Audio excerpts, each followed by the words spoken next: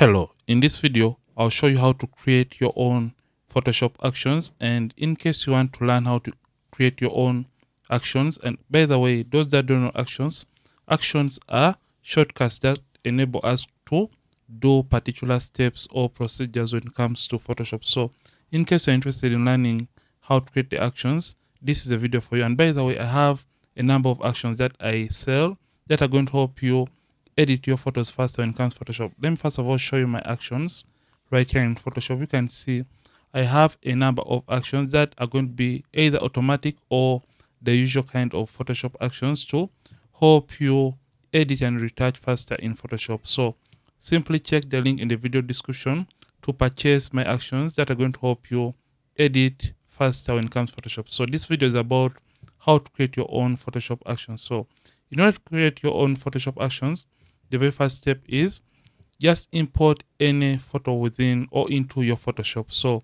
import a random photo in Photoshop and create the action using that very image or using that very photo. So in order to create the actions, simply first of all come right here to window and make sure actions is checked. So just come to window, make sure actions is checked, and that is going to open up the actions window. So for you to create the action in Photoshop, make sure that you put the action into a folder. So in order to do that, just come to this folder icon, click on it, and that is going to make you or open up the new set window. So you can rename this to whatever you want. So for this, I'm just going to name it to test action. So after renaming the group and click OK, so you can see that right here we have the background layer right there. So before you go ahead to record the action, first of all, create the group as you have seen right here, because when it comes to time of saving or transferring the actions from one computer to another, you won't be able to transfer the action in case it is not located into a group or a set. So after that, just come and click on the create new action right there, this icon, and you can rename the action into whatever you want. So for this, we are going to be creating frequency separation action. So for this, I'm just going to come and rename this to frequency separation FS, and I'm just going to name it 8-bit because you're using an 8-bit photo. So after this, you can as well assign a shortcut for the action. So for this, I'm just going to leave it to none, and you can as well assign a color for those that use a button mode. So just come and click on record, and as soon as you click on record, you can notice that the action is now being recorded. You can see the right icon right there. So everything we do right here is going to be recorded into the action.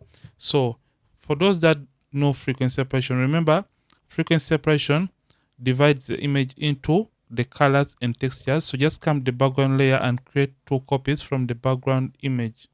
So you can just drag and drop on the new layer icon to create 2 layers, and you can see everything you're doing is being recorded as part of the Photoshop action.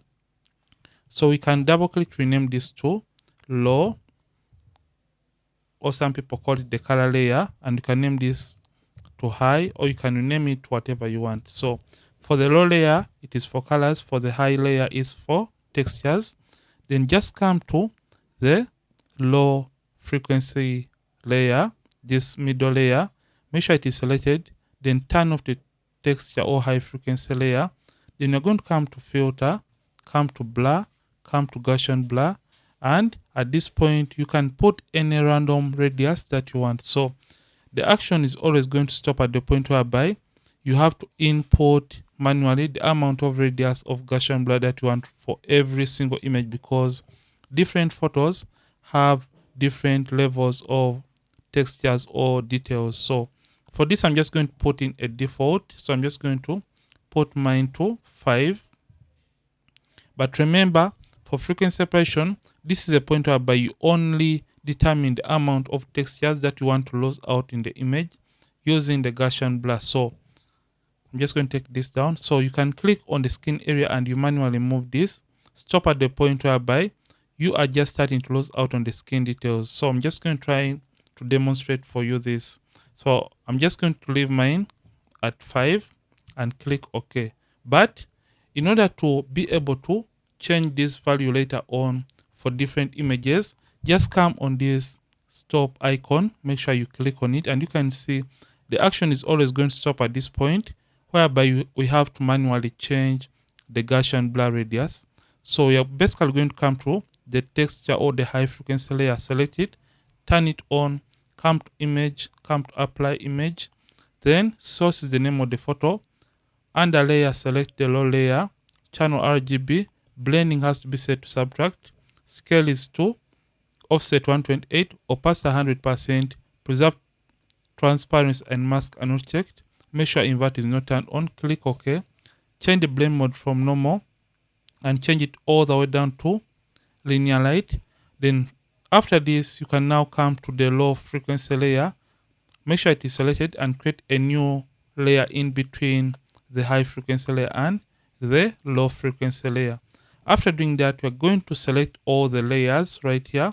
Select all the layers. You can press Ctrl or Command and select all the layers, and you can drag them and put them into a group.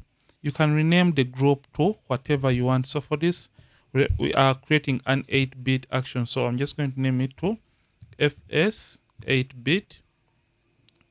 Yeah, 8-bit. And after renaming this, just hit enter and open up the group.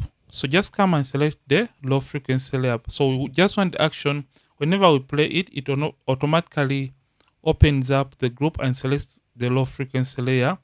And for this, after we have done that, we're just going to come and stop the action. And before you stop the action, we just want to ensure that the action automatically selects the brush for us, or the mixer brush tool for us. So just come to the brushes and simply get the mixer brush tool and make sure you set it right. So for this, the hardness is set to 0, soft round brush is selected, and make sure clean brush is selected.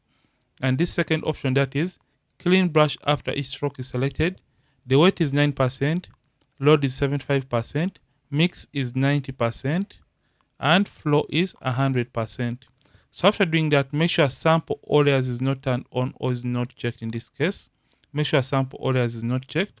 After that, we can now come and we stop recording the action. So just click on the stop button to stop recording the action. And you can see everything we have been doing in the action has now been recorded. So just click on the drop down arrow to close the action. So we just want to see if we have been able to correctly record our skin retouching action. So just come to the action, select it, and simply click on the play button, and you can see it has stopped at the point where we have to manually determine the amount of Gaussian blur. So you can change this to your taste or to your liking. So remember, we always have to move the radius slider and stop at the point whereby we are just starting to lose out on the skin textures in the image. So make sure you always take this down first of all and manually move this, because this radius is going to be changing from image to image. So I'm just going to use 3.5 and click OK. And you can see it has created for us all these layers and selected our mixer brush tool. And all we have to do is start painting on the skin to smoothen the skin. So for whichever action that you want to create in Photoshop, you can always record it this way, but make sure it is into a group. So in order to record a new action, for example, in case you want to create a color grading action, for example, with our test action folder selected, come to the new layer icon, and you can name this to maybe blacks in case you want to create a blacks action to color grade the dark areas or the blacks in the image, and click on record, just like that. So for this, I'm just going to come to our selective color, target the blacks, and play around with the blacks in the overall image, just like that. And you can change this to your taste or to your liking. So after recording the action, simply click on stop, and you can see it has also recorded the second action. So I'll delete this. So to activate or to use the action, I'll simply come to the blacks action and click on play, and you can see it has recorded or color graded the blacks in the image with just a single click. So this is the advantage of using Photoshop actions. So in order to export these actions to use later on or to share with a friend out there, you can simply come and make sure you have selected the test icon group or folder. Then come and simply come to save actions, and you can save the actions to whatever folder that you want. So after that, just click on save. So this is how you can use or you can record your own Photoshop actions. And by the way, I have my own personal actions for sale that you can purchase and make your editing process quicker or faster when it comes to Photoshop. So I have a number of actions that you can use. So simply make sure you check the link in the video description to purchase my actions. So this is it for this video. I hope you have learned a thing or two from how to create your own Photoshop actions. Don't forget to like the video and don't forget to subscribe if you have been watching and you aren't subscribed to this channel. Ronix from Ronix Photography. Thank you for watching, and I'll see you in yet more videos on this channel. Don't forget to keep practicing and as well keep creating.